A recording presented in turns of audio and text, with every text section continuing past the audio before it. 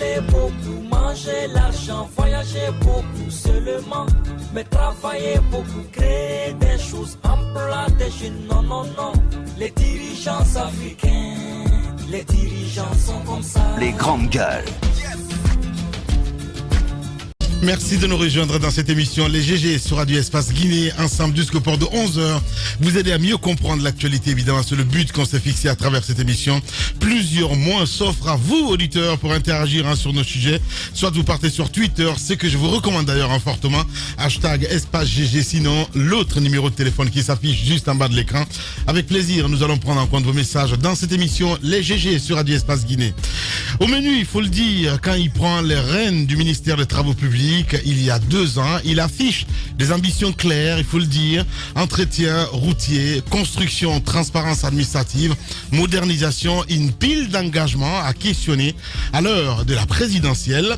Si l'on fait abstraction, il faut le dire, de l'ouverture de grands chantiers, de la conclusion de plusieurs conventions de financement, l'état du réseau routier guinéen n'est pas très bon allié du jeune ministre entre des voiries impraticables, l'éco-scandale financier et la longue liste des éternels chantiers laissés en chemin pour certains. Les TP restent au cœur des plus grandes attentes, et puis il faut le dire, des plus grandes attentes des populations guinéennes. Oui, question ce matin, Moustapha Naïté, il sera avec nous dans ce studio évidemment pour répondre à vos interrogations. Vous êtes très nombreux d'ailleurs à poser des questions sur Twitter entre autres, avec plaisir. Nous allons essayer de relayer tout ça en direct dans cette émission Les GG sur Radio Espace Guinée avec Tamba Zakari Milimono qui nous rejoint. Bonjour mon cher Tamba. Bonjour Lamine, bonjour à tous. Bonjour Madame Yoro, bienvenue. Bonjour Lamine, bonjour à tous. Voilà, il est là aussi, Ahmed Kourouma, bonjour. Bonjour à tous. Bonjour Jacques Lewalino. Bonjour Lamine, bonjour à tous. Voilà Tamba, on s'intéresse à l'actualité mon cher ami. Exactement, on ne peut pas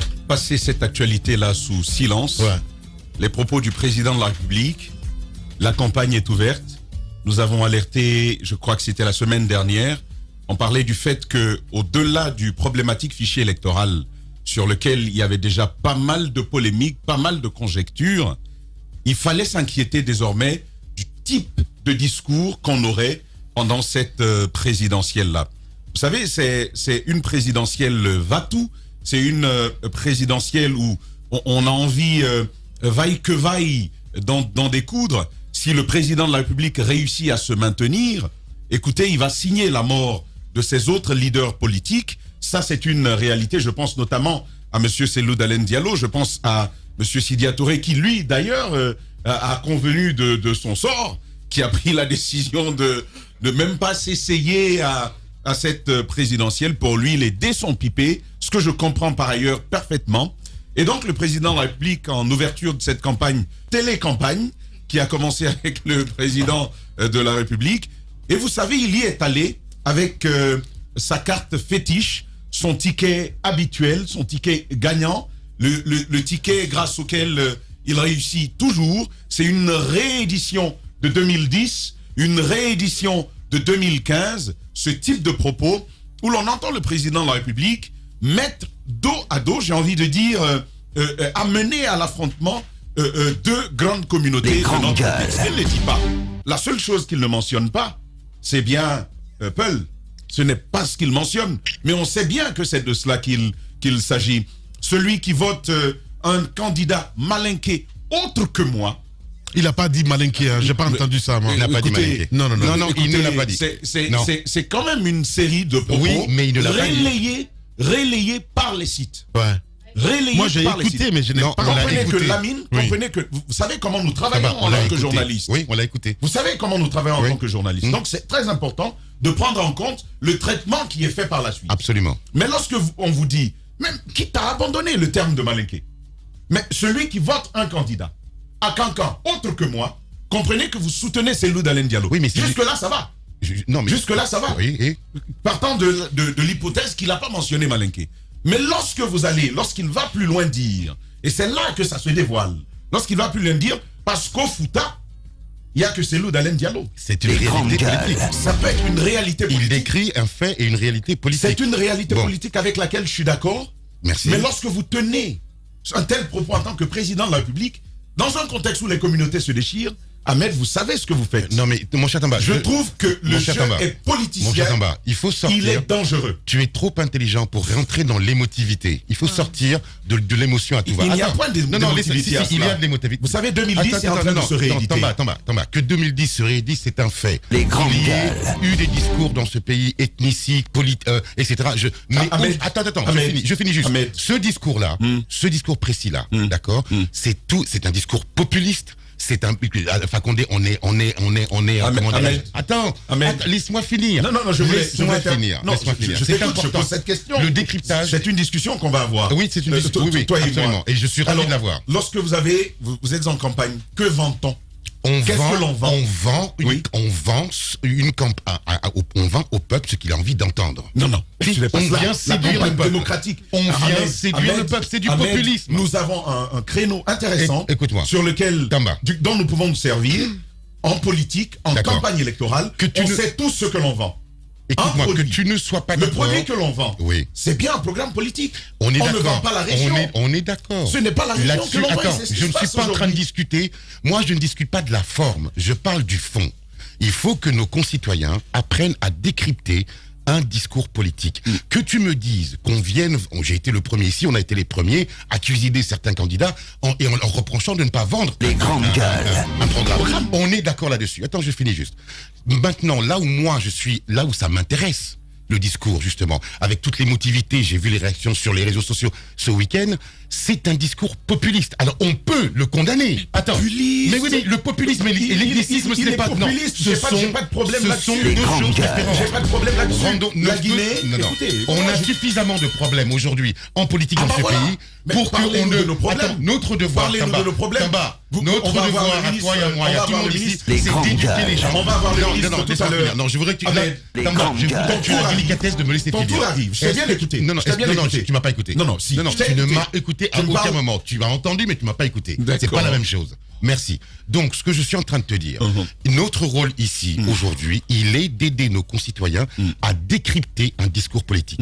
Alpha Condé est un spécialiste du populisme. Ça, je te l'accorde. Il fait beaucoup dans le misérabilisme, mais pour le coup, cette fois-ci, il n'est pas coupable d'ethnicisme parce que son discours est un discours populiste. Il va chercher chez le peuple les plus bas instincts. Ça peut être condamnable. On peut être d'accord ou pas. les plus- mais les plus bas instincts. Ça s'appelle le populisme. Parfait. Bien. Ça Parfait. s'appelle le populisme. Parfait. Non. Je suis désolé. C'est intéressant. C'est intéressant, sa fin. Je trouve Ahmed, fabuleux. Merci. Mais intelligent pour le de me compliment. tendre la très belle perche. Merci pour le compliment. Mais écoutez, vous avez les plus bas instincts Oui, ça, c'est l'homme. chez le peuple. Absolument, c'est le populisme. D'abord, ils sont identitaires. Goebbels ces était spécialiste instincts-là. de ça. Ils sont régionalistes. Oui. Lorsque vous voulez Mais ce construire n'est une pas de nation, l'ethnicisme. ça fait combien de temps que l'on nous dit que la Guinée est déchirée? Oui. Ce tissu social à l'intérieur du Le que vivre nous avons ensemble. aujourd'hui, tissu social Le totalement vivre ensemble. laminé. On est d'accord. Et le président de la République, le garant de cette Les cohésion grandes De gueules. notre sociale, destin commun. de Il en est l'unité le garant. nationale. Oui, il en est le garant. Il va prêcher sur la base de la région, de l'appartenance. Mais non, ce qu'il non, faut je suis pas savoir. d'accord. Mais Je suis pas d'accord. Ahmed, moi, ce que j'ai à dire ce matin. C'est un discours ce que tendancieux, je suis j'ai à dire d'accord, ce mais c'est matin, du populisme. Il est tendancieux, mais il est surtout dangereux pour la cohésion Peut-être. de la Ça, nation. je te- Et attends, aujourd'hui, je où ne nous discute sommes, pas là-dessus. aujourd'hui où nous sommes, lorsque vous avez des centaines de morts, lorsque vous avez des cadavres qui ont été des Guinéens qui ont été... C'est inacceptable. Permets-moi que On je est parle, d'accord. Ahmed, Non, s'il te mais plaît. non, mais fais pas appel à- Maintenant que nous avons... Lorsque vous avez recensé tout ça dans l'histoire politique récente de notre pays, que le président de la République... tu es en train de faire. Bien, Tu le vas président de la faire République, appel. allez-y, à madame, l'alarme. attention. C'est un Écoutez, combat, Il doit Tamba. dire, Je pense que- ça doit être un discours qui unisse. C'est tout ce que j'ai à dire ce matin. Merci beaucoup. Allez-y, madame. Ahmed doit sortir de son académie et s'adresser au peuple. Parce que j'ai l'impression qu'il s'adresse à des académiciens ce matin. Absolument. Quand il dit que le peuple doit savoir décrypter un discours politique. c'est important. Le peuple, vous imaginez le peuple auquel s'adressent ces politiciens, généralement, c'est des gens qui n'ont jamais eu la chance Mais oui. d'aller à l'école. Mais Quand justement, vous leur s'ils le dites, font, c'est parce qu'ils- quand vous c'est parce qu'ils utilisez le font. leur, quand vous allez chercher leurs plus bas instincts, Tamba l'a dit, Non, c'est moi qui l'ai dit. généralement, ces instincts-là sont forcément identitaires.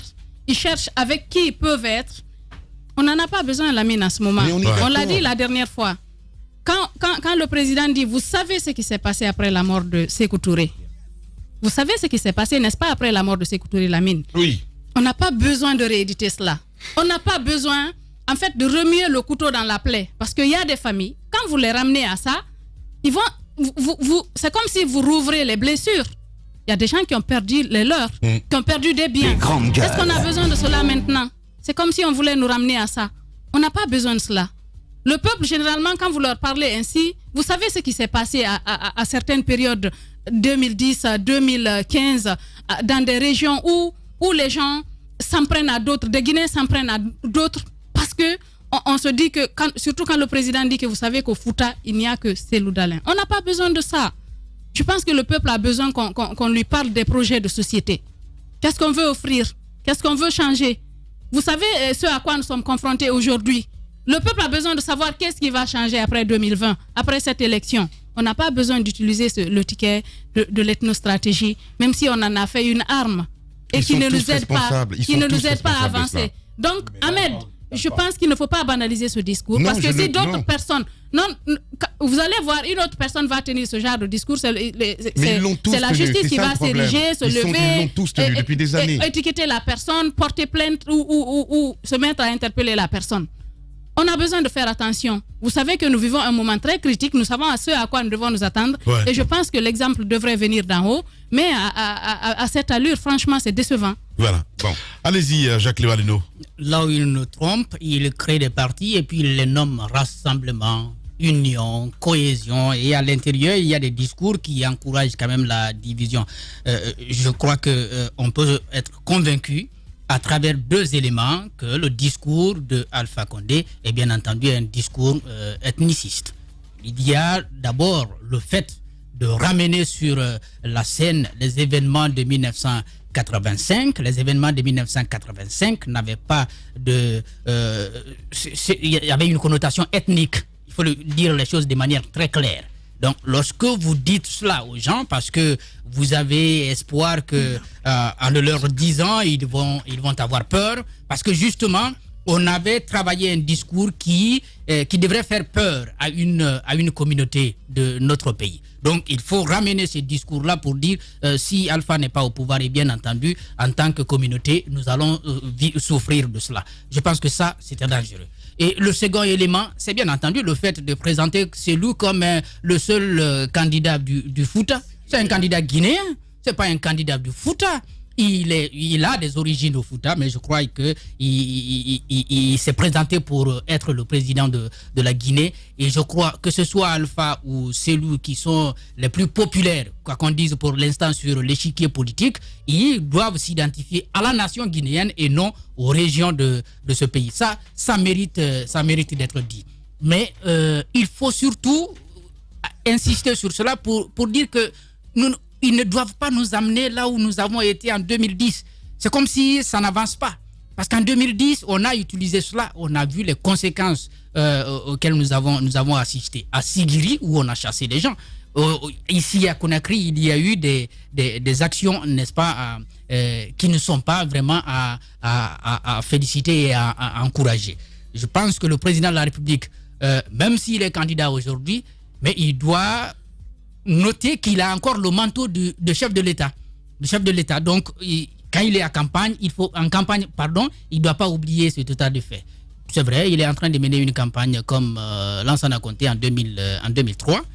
Il reste à Sékou Touré. Et puis, il s'adresse aux gens. Peut-être que Lansana, lui, n'avait pas ce pouvoir-là de descendre. Mais lui, il peut au moins descendre. Mais il a peur des routes. Il n'a qu'à aller à Cancan parler des routes avec la population. Il n'a qu'à parler à Cancan de l'électricité, puisque les gens y ont manifesté. Je pense que c'est sur ces questions-là que nous l'attendons, puisqu'il a quand même un projet de société qu'on est allé publier sur le site du ministère de la Sécurité. Là également, ce sont des éléments qui prouvent combien de fois on est en train de détruire notre administration. On dit tous les jours, il ne faut pas confondre administration et partis politiques, et c'est sur le site du ministère de la Sécurité, qui est notre ministère, qu'on va publier le projet de société d'un candidat à la présidentielle. Bien. Bonjour Moussa Moïsila. Bonjour Lamine El Girassi. Bienvenue, comme d'habitude, toujours en retard. Oh, allez. Écoute, le bouchon, hein. Ouais, c'est ça. Ouais, c'est ça, oui. Justifié. Justifié. Qu'est-ce que ça vous inspire, cette sortie de Alpha Condé? je me dis que les vains et dispendieux discours de certains politiques ne doivent pas toujours trouver de raison, de justification quand on est un peu logique. On ne peut pas trouver de justification face à certains discours politiques. C'est pas possible. Surtout ce dernier qui a été tenu par le chef de l'État. J'estime que quand on est président, on ne doit pas dire ça. J'ai écouté bien Ahmed, mais qu'il essaye, qu'il tente en vain de trouver des raisons pour dédouaner le président de la République, je dis qu'il s'y prend mal et le contexte ne s'y est pas. Quand c'est mauvais, Ahmed, il n'y a pas deux mots, il n'y a pas trois routes, c'est mauvais. En tant que président de la République, qui a encore le manteau de rassembleur du peuple de Guinée, qui doit veiller à l'intégrité territoriale, qui doit veiller à l'union entre les fils du pays, il ne peut pas, même pour des raisons de campagne, tenir un discours qui différencie ses concitoyens en ethnie, en communauté, en région. C'est pas possible, c'est condamnable. Je pense qu'il n'y a pas mille manières de le dire. Si nous étions véritablement en campagne et s'il avait un bilan à défendre, ce qu'on aurait entendu de la bouche du chef de l'État, c'était ce qu'il a pu réussir durant ces 10 ans à la tête du pays. Quand, voilà ce que je vous ai promis, voilà ce que j'ai fait. Je vous ai promis une université, je l'ai construite. Je vous ai promis 200 km de route, ben je l'ai fait. Je vous ai promis l'électricité, je vous l'ai donné. Voilà ce qu'on aurait pu attendre. J'ai promis cela, j'ai pas pu le faire. L'usine de bonbons, parce qu'on manque de miel, on manque de sucre. Voilà ce qu'on aurait pu entendre du discours du chef de l'État. Un discours qui nous rappelle que nous, Guinéens, nous sommes en ethnie, nous sommes en communauté et que nous devons nous associer en fonction de nos intérêts ethniques et autres. Je pense que ce discours doit venir du plus petit des plantons de notre pays, pas du premier magistrat du pays. C'est condamnable et ce matin, je suis étonné qu'il y ait un parmi nous, je respecte sa part de vérité, sa vision des choses, mais je dis pour une fois, c'est droit face au mur. Parce que c'est un discours qui, venant d'un autre politique, je pense que ça aurait créé assez d'émoi, ça aurait créé assez de réactions, mais venant du chef de l'État, on trouve toujours une excuse pour pouvoir lui donner une porte de sortie. C'est pas normal. Mais les grandes gueules. L'autre facette de ce discours, c'est la facette de l'échec. Ça veut dire quoi? J'ai pas de bilan. Ça veut dire quoi? J'ai pas de programme. Ça veut dire quoi? Je vous vends quoi exactement? Je vous vends la peur. Parce que justement, les politiques qui manquent de programme vendent la peur aux citoyens, vendent la peur à la population pour qu'elle se dise, ben, si je ne m'accroche pas à ce manteau, après lui, je risque de disparaître. Mais ils sont tous comme ça. Ne cédons pas à la peur. Moi, je m'adresse. Les grandes gueules. Je m'en prends au discours tenu par mon président. Un discours qui m'ulcère. Un discours qui... je sais pas, mais il faut remonter peut-être à Bokassa pour trouver ce genre de discours. Non, mais c'est vrai. Je vous le dis clairement. Je vous dis clairement, je ne peux pas mettre sur la même balance un tel discours tenu par Cellou Dalein Diallo, tenu par n'importe quel autre leader et un discours tenu par le chef de l'État. Les grandes gueules. On ne le met pas sur la même balance. Aujourd'hui, on identifie la Guinée au président Alpha Condé. Il ne peut pas différencier ses citoyens par ethnie, par communauté. Je trouve que en un mot ou en mille, ça glissait et de façon lamentable. Les citoyens doivent tirer, je pense, leur propre conclusion. Et heureusement qu'à Cancan, des jeunes qui ne sont pas malinqués sont sortis dans la rue, ont organisé une sorte de caravane pour l'UFDG, pour prouver que la population est plus mature. Je pense que ça, c'est à saluer. C'est une lueur d'espoir. Bien. Vous êtes chez les GG. Les GG, les grandes gueules, Radio Espace Guinée. Notre démocratie, la démocratie guinéenne, qualifie de basse intensité le fait que ces hommes, quand ils sont dans l'opposition, font d'abord semblant d'en avoir pris conscience, puis font l'inverse de ce qu'ils avaient promis une fois arrivés au pouvoir. Restons vigilants, car le pouvoir, c'est vous, le peuple. Tous les matins également sur Espace TV. Bienvenue, si c'est maintenant que vous le faites, mesdames et messieurs, continuez à réagir.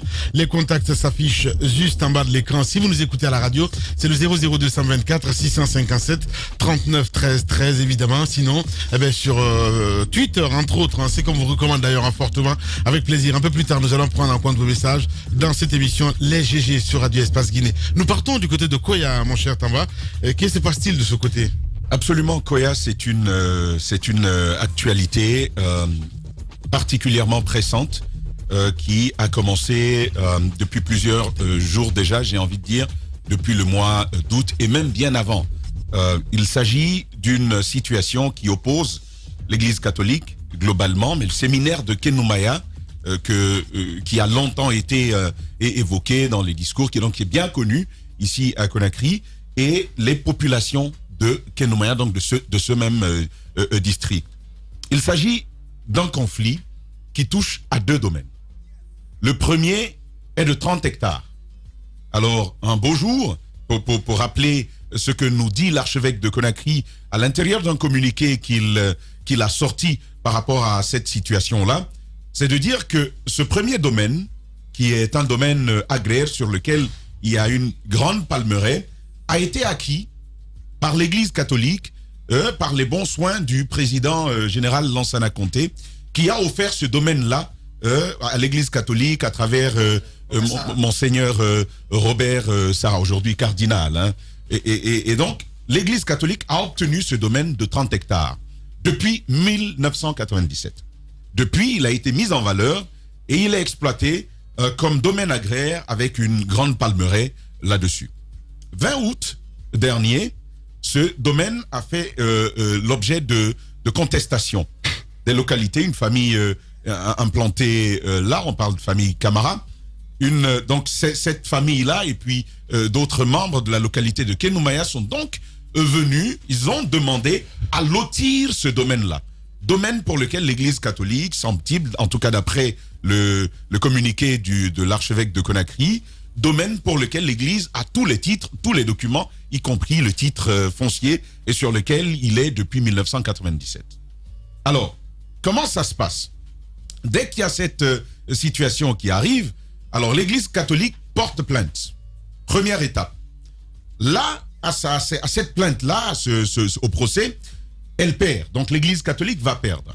Et ce qu'elle va faire, c'est d'interjeter appel. Et donc, jusqu'au moment où nous sommes en train de vous parler, cette affaire est pendante devant nos juridictions. Mais qu'est-ce qui se passe par la suite? La communauté, côté Kenumaya, va donc décider de poursuivre son opération sur ce domaine, son opération d'aménagement. Premier préfet, je crois que c'était Mbop qui était là, côté Koya.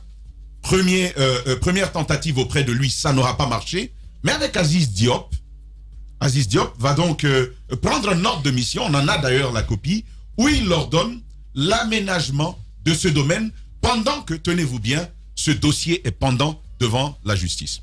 Ce qui a été fait, et il faut se le dire, malgré le fait que le dossier est en instruction devant la justice guinéenne, ce domaine-là a été loti, conformément aux instructions de M. Aziz Diop. Je rappelle que depuis hier, à partir de 14h, je tente, comme un beau diable, d'avoir Aziz Diop pour nous permettre de savoir ce qui a bien motivé son acte. Il ne l'a pas pris, malgré les appels et les messages. On attend de voir ce qu'il en est, mais c'est lui, bien entendu, qui a ordonné ces opérations sur ce domaine-là. Mais ça n'aura pas suffi. Après donc aménagement, lotissement de ce domaine-là, la même communauté va dire, désormais il ne s'agit plus de ces 30 hectares agraires que nous avons pu récupérer, même le domaine sur lequel est implanté le séminaire de Kenumaya nous revient de droit. Et c'est de cela qu'il s'agit. Des routes ont été barricadées, en entrée comme en sortie. Kenumaya a donc été assiégé. Ce séminaire de l'Église catholique a été assiégé.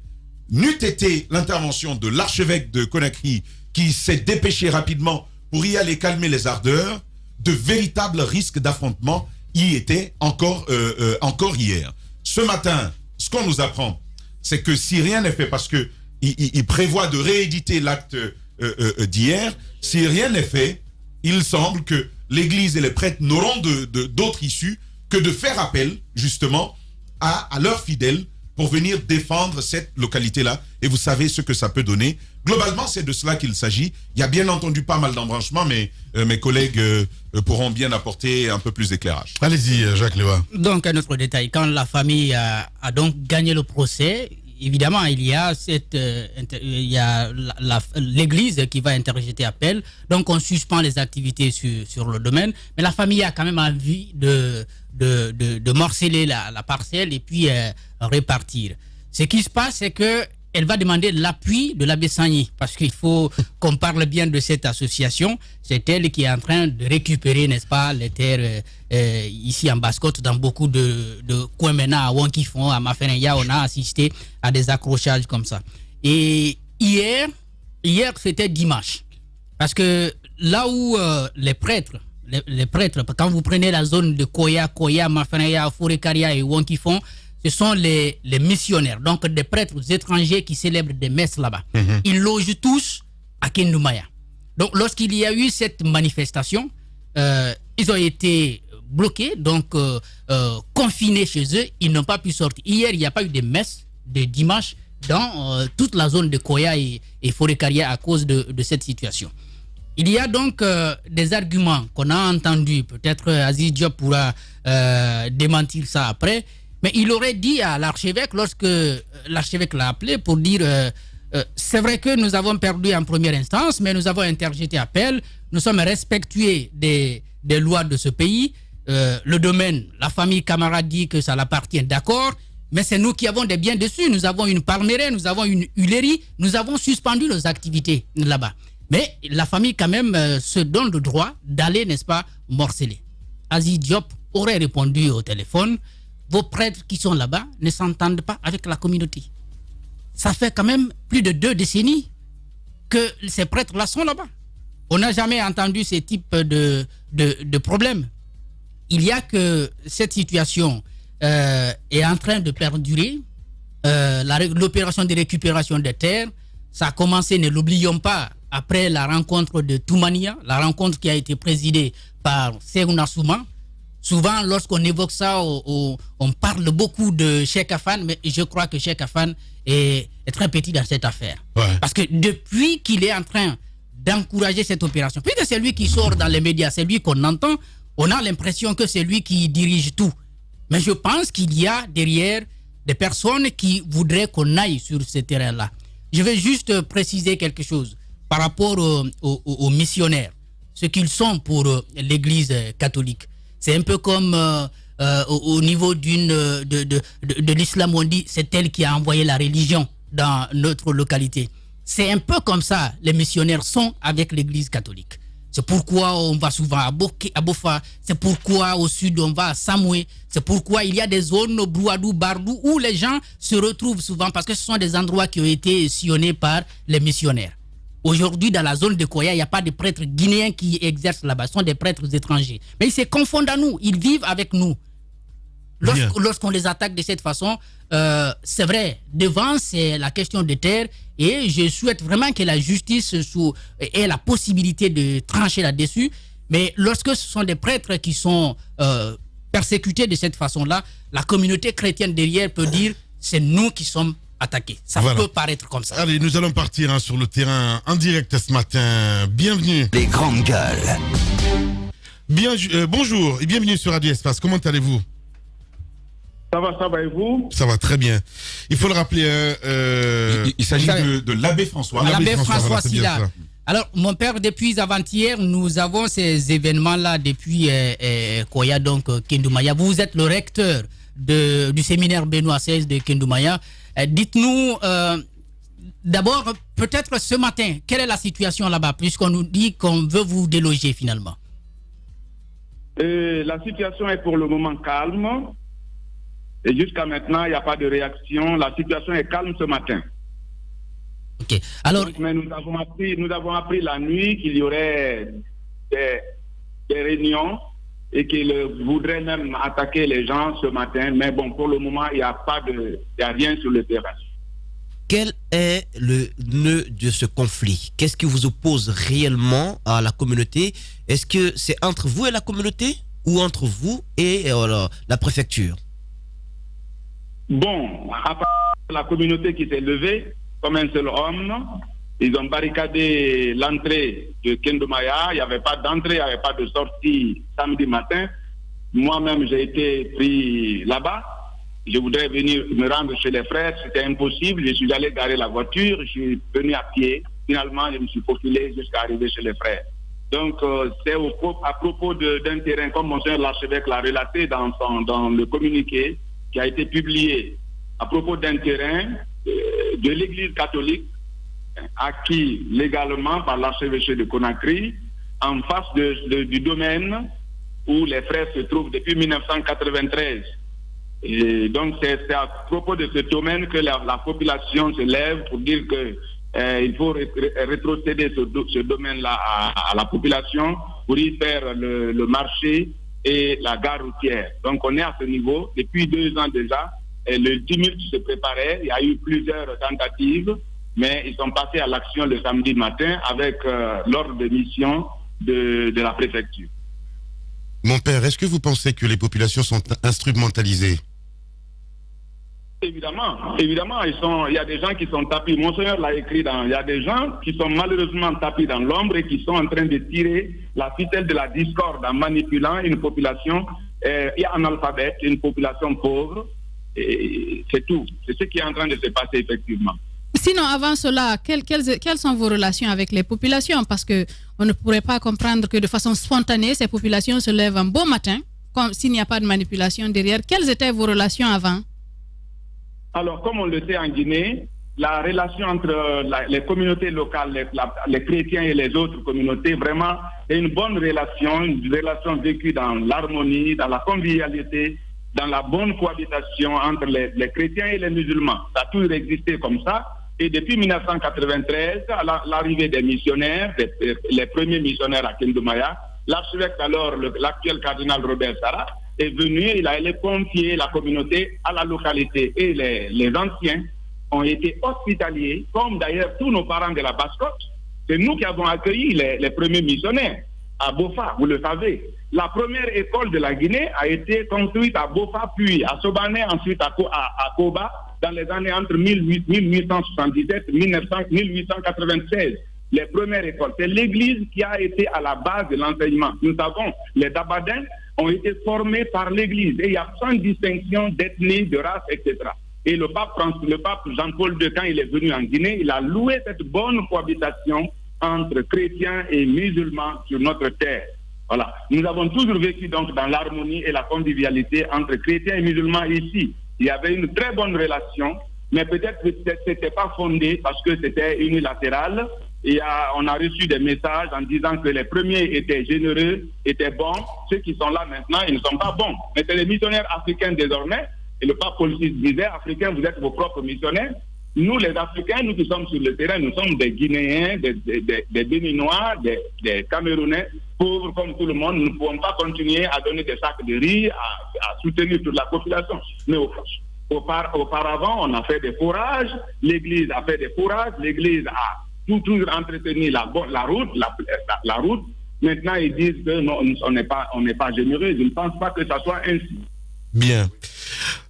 Monseigneur, mon père, c'est bien cela. Merci beaucoup, Abbé François Silla, il faut le rappeler, recteur du grand séminaire de Kindoumaya. Merci beaucoup. Au revoir.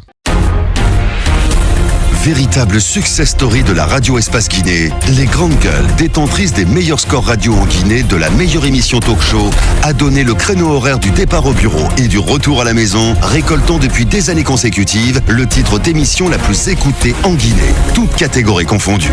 Un grand total de plus de 5 millions d'auditeurs ont été fidèles au talk show Les GG, diffusé jour après jour sur toutes les stations du réseau Adafo Média de 9h à 10h30, un exploit qui restera longtemps dans les annales de la bande FM en Guinée. Et ce matin, vous nous regardez sur Calac TV. Merci de nous rejoindre, mesdames et messieurs. Vous le voyez à l'écran. Notre invité ce matin, évidemment, le ministre Moustapha Naïté, ministre des Travaux Publics. Avec lui, dans un instant, nous allons commencer le débat. Continuez à réagir sur Facebook, sur Twitter, entre autres. Hashtag EspaceGG. Avec plaisir, nous allons relayer vos messages sur le coup de 10h pour votre plus grand bonheur. Voilà, mon cher ami, Moussa Mouissi, là, nous avons donc le ministre Naïté avec nous dans ce studio. Bonjour, monsieur le ministre. Bonjour. Bienvenue donc dans ce studio que vous avez fui comme la peste depuis, je ne sais pas moi, depuis plus de 2 ans, 3 ans. Refuse de venir, refuse de répondre à nos sollicitations. Ce silence-là était dû à quoi, monsieur le ministre? Bon, pas de silence. J'étais présent sur le terrain. C'est vrai que je ne suis pas venu dans votre studio. J'étais présent sur le terrain. Certainement, j'ai été absent avec la saison des pluies. Mais j'étais présent sur le terrain et on me voyait partout. J'étais sur votre petit écran il n'y a même pas très longtemps encore. Donc, Je n'ai pas fui. D'accord. Alors, pour ouvrir le bal, on va parler du ministère des Travaux publics. Si on vous demandait l'état des lieux aujourd'hui du ministère des TP. Écoutez, ce que je sais, et ce qui est évident, c'est que l'état de nos routes aujourd'hui n'est pas reluisant. C'est un euphémisme que de le dire. J'ai quitté Kamaïn pour être là. J'ai quitté très tôt pour ne pas être en retard, justement, avec les embouteillages et avec des dégradations qu'on a constatées. Donc, c'est trop prétentieux de ma part de venir m'asseoir ici, dire que l'on ne partage pas les souffrances des populations. Ouais. Il n'y a pas plus tard que la semaine dernière, le Premier ministre en personne, même dans son véhicule de commandement, même sirène, tombait dans un trou, m'interpellait sur l'état de la route. Donc c'est tout à fait légitime et nous comprenons aujourd'hui les complaintes des populations qui sont légitimes. Quels sont les facteurs qui en sont responsables? Écoutez, les grandes causes de dégradation prématurée des routes, c'est une combinaison de plusieurs facteurs. Il y a la pluviométrie, il y a aussi le trafic des poids lourds sur la route, mais aussi des actions nocives souvent des riverains, des usagers, avec l'agression qu'on connaît des routes et des dodanes qui sont érigés par-ci, par-là, et aussi le bouchage souvent des caniveaux. Voilà. Peut-on parler d'un échec, monsieur le ministre? Justement. En 2 ans, vous êtes à la tête du ministère des TP, vous avez échoué. Bon, en fait, c'est trop dire qu'on a échoué. C'est un aveu d'échec. C'est un constat C'est un d'impuissance. aveu d'échec parce qu'il a cité quelques éléments ici, sans parler de la qualité du travail qui est fait sur le terrain également. Parce qu'il y a des rénovations qui sont faites. 6 mois après, vous revenez au même endroit, vous retrouvez le même trou béant. Est-ce que c'est pas aussi cela, ce maquillage dont on parle là? On maquille quelques mois après. Mais pourquoi on ne fait pas, par exemple, des travaux durables, de sorte que quand vous réparez, ça puisse tenir au moins 5 ans, 10 ans? C'est ce que le président avait dit lorsqu'il inaugurait le petit pont de la corniche de la Minière. Il est allé pour un petit pont, il a dit ce pont va durer 100 ans. Moi, je ferai des routes qui vont durer 100 ans. Bien. Aujourd'hui, on a des routes. Monsieur le ministre, on va le laisser reprendre. Oui, non, On a des routes avec le ministre juste pour compléter. C'est-à-dire que rien que par le vent, comme on l'appelle, les routes au fond de terre Naïté. Donc rien que par le vent, ça s'évapore. Allez-y, monsieur le ministre.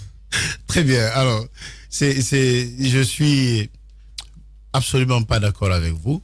En tout cas, si l'on veut faire preuve d'honnêteté intellectuelle, il est important de placer les choses dans leur contexte et voir même un bon sens citoyen.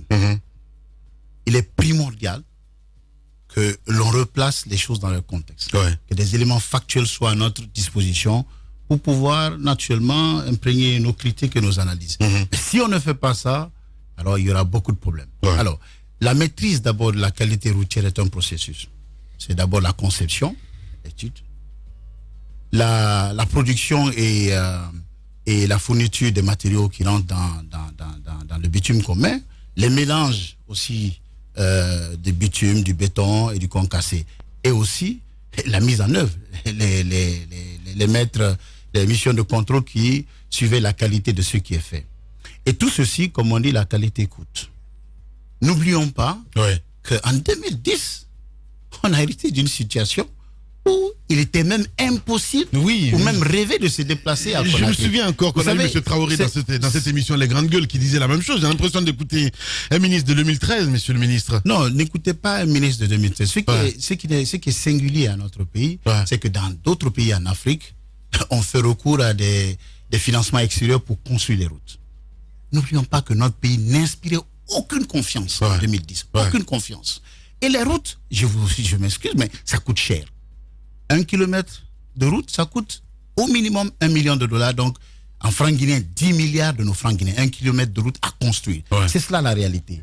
Quand vous héritez d'un réseau à 80% en dégradation, c'est tout à fait normal que la remise en état prenne du temps. Et c'est ce qui se fait en ce moment. Monsieur le ministre, vous noyez le poisson. Je ne suis pas venu pour donner des justifications. Attendez, je ne suis pas venu pour justifier. 2 secondes. Je termine juste ça. Vous êtes en train de nous dire... Je termine juste ça, si tu permets, Ahmed. Finissez. Je ne suis pas encore une fois venu pour justifier. Je suis venu pour donner des explications. N'oubliez pas, aujourd'hui nous sommes en 2020. Il y a qu'un Guinéen sur 3 a environ 17 ans. Et vos éditeurs, ceux qui nous écoutent aujourd'hui, la majorité, c'est des jeunes. Ouais. Il est important qu'on sache que quand on fait un flashback en arrière, il y a 10 ans, il y a d'aucuns qui avaient 7 ans, qui avaient 10 ans, qui avaient 15 ans. Donc c'est important qu'on pose le débat. Pour que celui qui avait 10 ans, 15 ans, comprenne dans quelle situation on a pris le pays et ce qui est en train d'être fait. Si on ne fait pas ça, on ne fera pas preuve d'honnêteté intellectuelle. C'est très important qu'on pose le débat ainsi. Ensuite, tout ce qui est en train d'être fait, je peux vous énumérer toutes les routes qui ont été réalisées ces 10 dernières années, avec le budget national qui n'est pas fait pour construire les routes, mais pour les entretenir. Je peux vous énumérer une pléthore ici. Bien. Le ministre Naïté, notre invité ce matin chez les GG. On revient à 10h. Il se passe dans la vie politique tant d'événements inattendus, bizarres, que la Guinée paraît fumer la moquette. Chez les GG, la politique, vie de société, les grandes gueules, pour l'intérêt de la Guinée.